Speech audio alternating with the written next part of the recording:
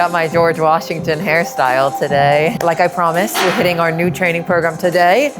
First legs in the circuit. I hit legs 3 times a week. Today is pretty similar to my other training program structure-wise, but there's a couple new movements. And when I went in person last week, last YouTube video, we made some adjustments to my form that I feel like has really allowed me to optimize some of these workouts, mainly hip thrust RDLs. So today we'll be literally breaking down my training program, but also how I've changed my form and some of my movements to get the most out of them and grow my glutes the most. So let's get going. I should have worn my shoes today because this platform is really slick, but we are lucky to have this platform. I'm a barbell lover and a machine hater when it comes to hip thrust.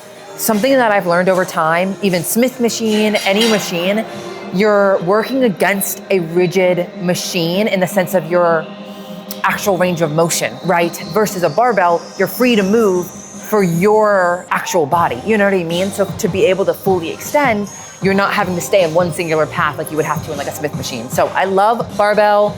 We only do barbell pretty much for hip thrust now. When it comes to this, my other training program, I wasn't allowed to have hip thrusts in it because I was not doing them right, apparently. So they removed them. Now I have graduated and I'm allowed to have hip thrusts again. So we have 5 sets. 4 are heavy, set 6 to 10, last set's a back off.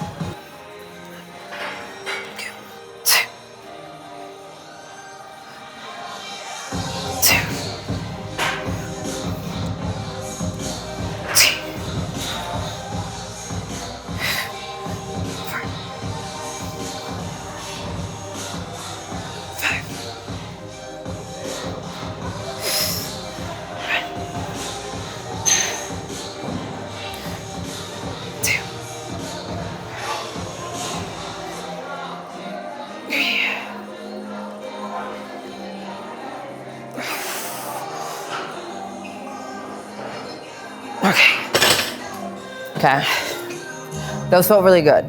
Something that I've started doing is I do stopwatch myself on my watch so that my rests aren't too long. I feel like mainly with compound movements, it's really easy to give yourself like 3-4 minutes if you're not timing it. Pretty much every single thing, I have 1.5 minutes, so 90 seconds. Some of these, if I'm like really dying, I'll do 2 minutes, but that's pretty much the max I do. And it also makes it so if I do like phone scroll between, I'm like paying attention to how long I'm doing it for because it's really easy to just like lose track of time. I'm out of breath. So now we're getting to form. This is something that, like I said, has changed the most over time. Now this is very personal because my lower back takes over in a lot of things and I almost think I have a hypermobility in my lower back.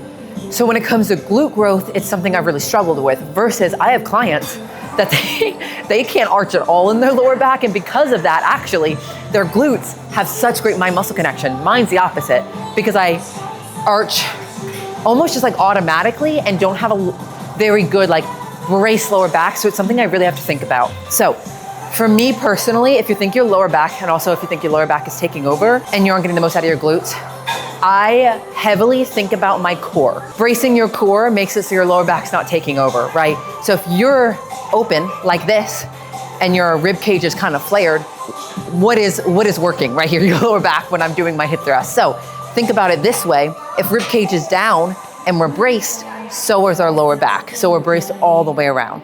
So I'm thinking about that in a hip thrust. I'm thinking rib cage down and it's keeping my whole midsection controlled. So at least we know we're not using our back, we're at least using something in the like lower extremity. Then setup. I like to sit the platform bra line. That really is like my rule of thumb. It's like around here. So it's pretty mid-central, almost a little lower. I don't have it up on my traps. I have it pretty much mid-back. When I am doing a hip thrust too, a lot of people I find have their feet way too far away from them. When I'm doing a hip thrust, you'll find when I'm actually doing the movement, my knees are pretty much over my ankles. My feet are forward and my feet are hip width apart. This keeps it so I'm actually using my glute in this and I'm not having to like abduct out and trying to use my quads to like whip up the movement, right? With the floor, feet are forward, driving the floor away from me. So, and that's really what allows me to get my glutes going. Okay, let me try this. Let's see how core is controlled. We're driving the floor away, and all the way at the top, we're really thinking of our range of motion.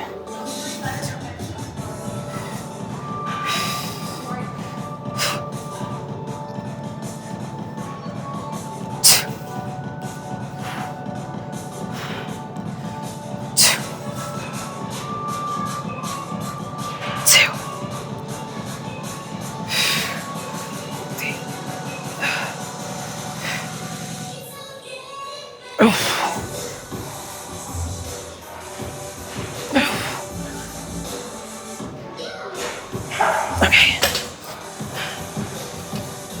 And timer's back on. Oop. I'm really in like the Valentine's spirit.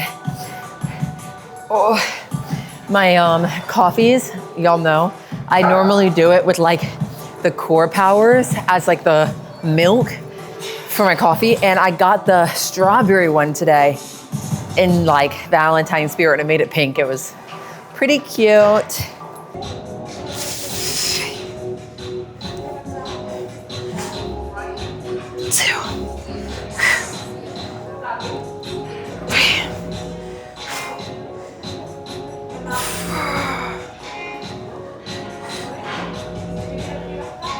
Okay.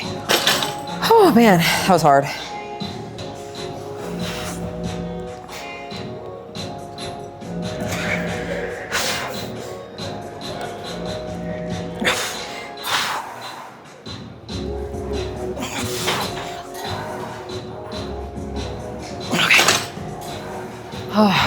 Okay, we're doing this final set. This is just gonna be a back off.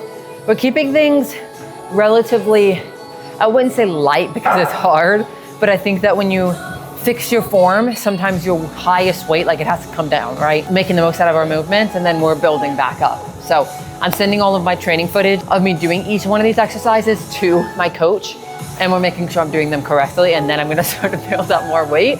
It's so funny because I look back and I used to be able to do like 6 plates, and I still could do 6 plates like on each side of machines or on a machine, but was it making the most out of the muscle I was trying to work?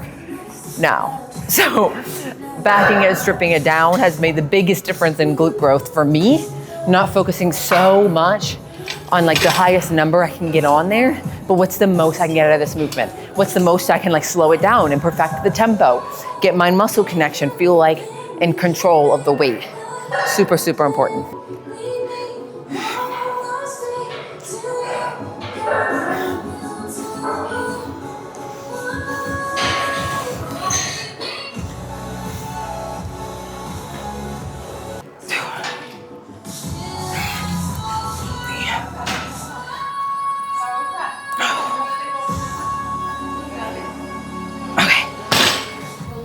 Okay. We're doing 4 to 5 sets of B stance RDLs. Something that I worked on a lot with my trainer when I went in person was RDLs, because same deal as you can think, my lower back, it just does not like them. And a lot of people really do struggle with like RDL movements in general. So for me, pretty much all of my RDLs that I was doing last program was single leg RDL movements, so that I can really make the most out of that glute without a side taking over and having better mind muscle connection. So we're doing B stance. We played around with which ones I felt like had better mind muscle connection. I feel like B stance is the best. I do it like braced, in which like I hold one dumbbell and one hand is holding and like balancing me a little bit. I think it helps a little bit. So when I'm doing an RDL, for example, and I feel like this lower back is starting to take over, I'm holding not to drag me up, but to keep my hips in alignment when I'm dragging up and forward.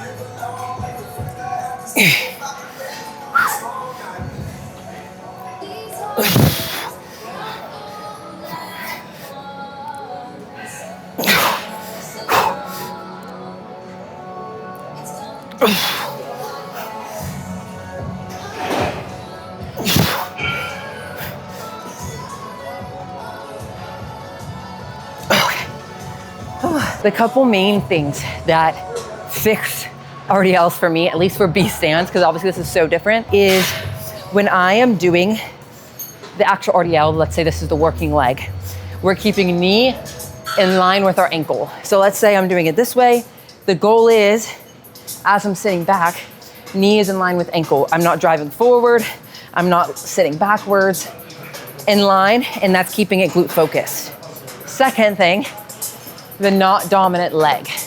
I had a tendency when I'm going down that this leg, where it's curtsying in, or for some people, I've seen it flexing out. My goal here is to keep the not working leg straight.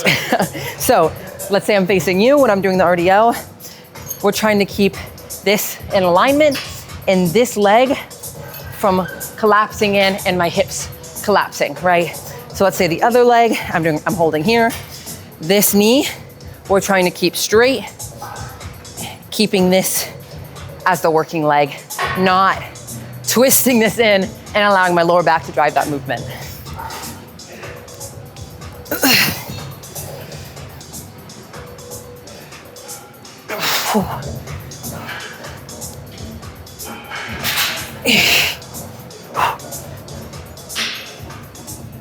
Okay. Oh my God. Okay.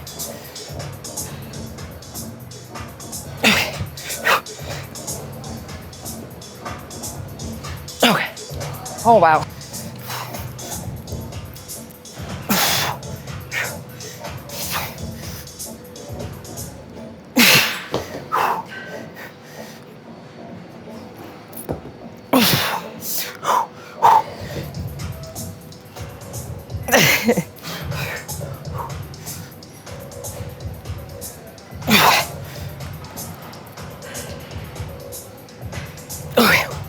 Wow.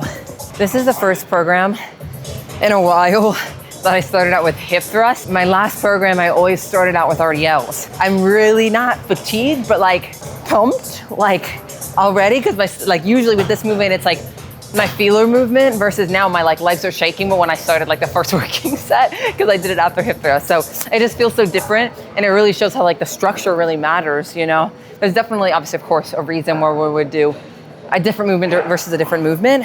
I feel like this one, this program, we're really getting that heavy compound movement out first, now that I'm able to get that form locked in, and we're doing this where it's more mind-muscle connection and the stimuli that way, having that following it up. It's so funny. The rest of this workout is all pretty much accessory based, which is cool. So these are my two compound heavy movements. So these ones, that's why we're aiming for 6 to 10. Those are my lower rep range movements of the workout today.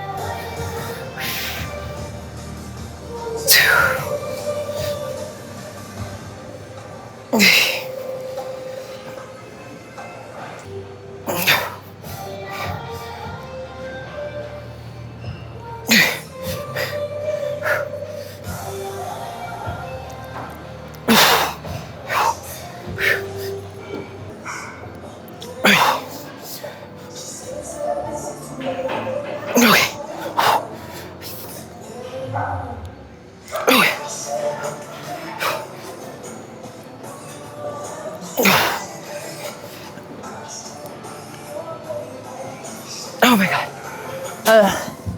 Okay, we're done with that. Y'all think that getting embarrassed in the gym stops? It does not, because setting this up, this is gonna be psychotic. Anyways, she added in kickbacks like this, where there's a bench brought up. The issue is the benches are on the other side of the gym. So I think that we can set it up this way, where I'm doing it on the seated cable row. So we're gonna try it like this. I think it's gonna work. The thing is loading it heavy is gonna be kind of hard, because you have to get it off of there. But my rep scheme here is I think 12 to 15. So it's a little lighter, so I think I'll be able to get it off and load the movement. The main part with this work, movement from the video that you provided, is it's about range of motion. So we're looking to bring it up here and get it all the way back. This feels pretty light.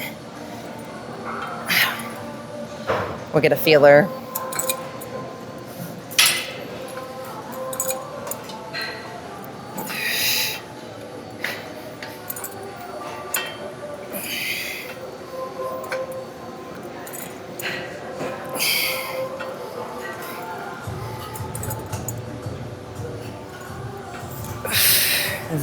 a little light, but you'll get the idea. Now we're gonna try to load it up.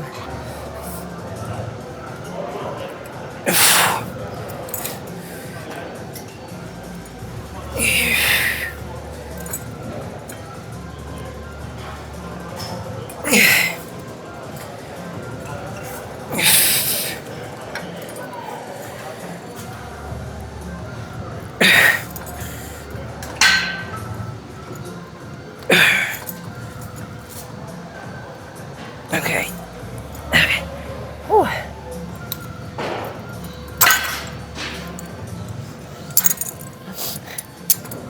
Oh my gosh.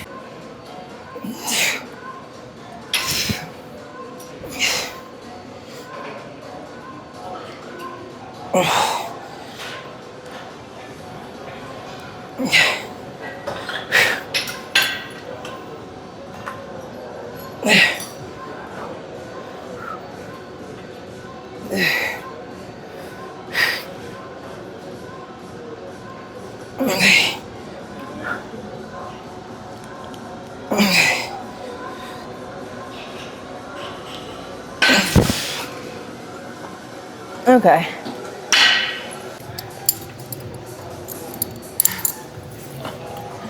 Oh my gosh.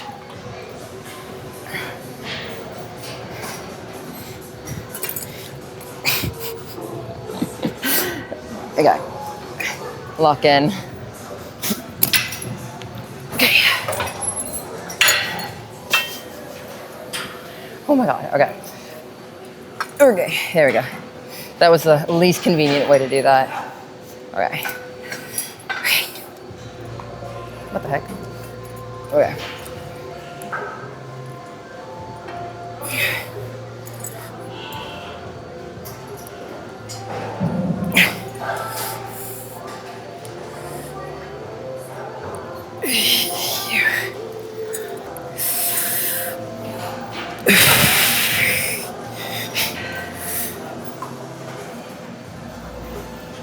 Okay. Okay. Whew.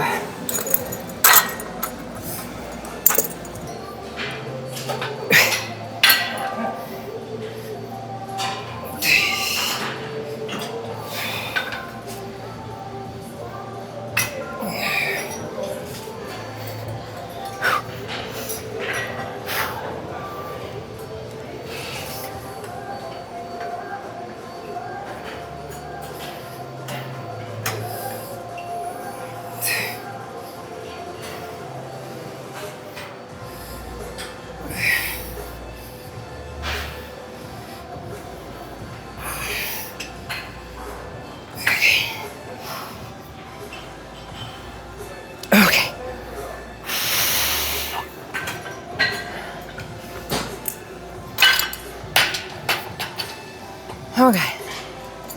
I need one more set.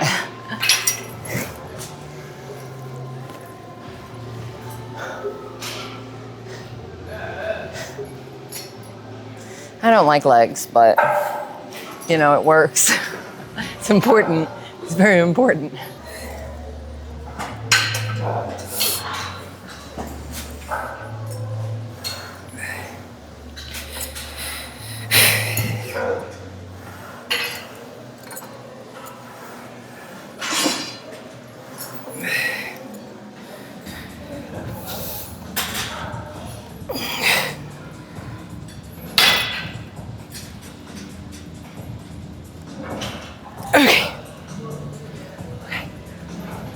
Oh, Lord.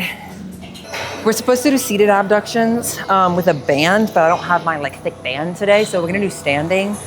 I feel these so well in comparison to seated, so I'm gonna talk to her about maybe removing seated. I don't know what it is, but seated abductions like just don't work for me. For abductions, little quick, I keep my knees in a line with the front part of the pad. I'm lightly holding this. I'm not like really heavy holding onto this, and then I'm just sitting down into it. So I'm trying to keep this pretty much same thing, knees over ankles, and driving out as much range of motion as I can get, and see how I'm so light that I could pretty much take my hands off of it because my glutes are driving the movement. 2,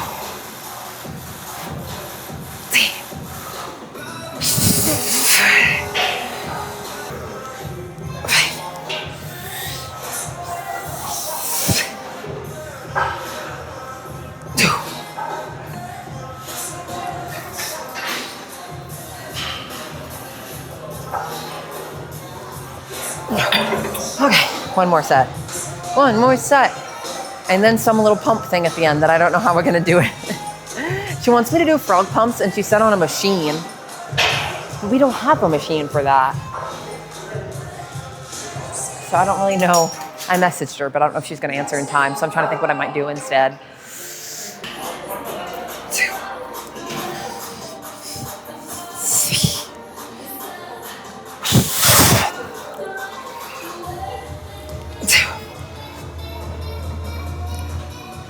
Oh my God.